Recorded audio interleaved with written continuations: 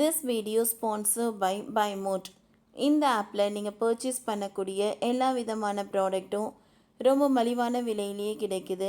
இதில் நிறைய offers and coupons provide பண்ணுறாங்க. ஸோ இதோட லிங்க் உங்களுக்கு டிஸ்கிரிப்ஷனில் கொடுக்குறேன், யூஸ் பண்ணி பாருங்கள்.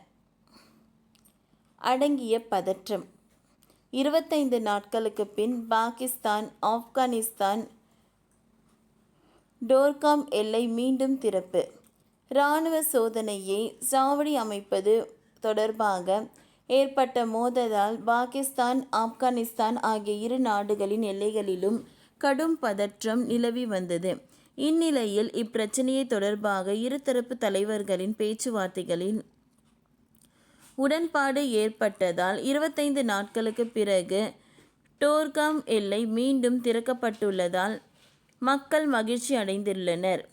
ஆப்கானிஸ்தான், பாகிஸ்தான் ஆகிய இரு நாடுகளில் எல்லைகளை அமைந்துள்ளது போர்க்காம் வழித்தடம். இந்த இரு நாடுகளையும் மக்கள் கடப்பதற்கான மிக முக்கியமான வழித்தடமாக போர்க்காம் உள்ளது. சுமார் 10,000த்திற்கு மேற்பட்ட மக்கள் இந்த வழியை தினம்தோறும் பயன்படுத்தி வருவது குறிப்பிடத்தக்கது. இரு நாடுகளின் எல்லைகளில் அமைந்துள்ள பகுதி என்பதால் இது முக்கிய வர்த்தக பகுதியாகவும் உள்ளது. டோர்காம் வழித்தடத்தில் கிட்டத்தட்ட நாள்தோறும் 25 கோடி ரூபாய்க்கும் மேலாக வர்த்தகம் நடைபெற்று வருகிறது. இந்நிலையில் பொதுமக்களின் முக்கிய வழித்தட பகுதிகளில் ஆப்கானிஸ்தானின் இராணுவத்தினர் சோதனை சாவடி அமைக்க முயற்சித்துள்ளனர்.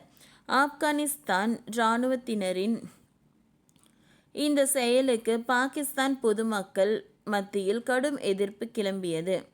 தங்களுடைய நாட்டின் பகுதியை பாகிஸ்தான் இராணுவத்தினர் ஆக்கிரமிக்க முயற்சி செய்வதாக தங்களது எதிர்ப்பை தெரிவிக்கின்றனர்.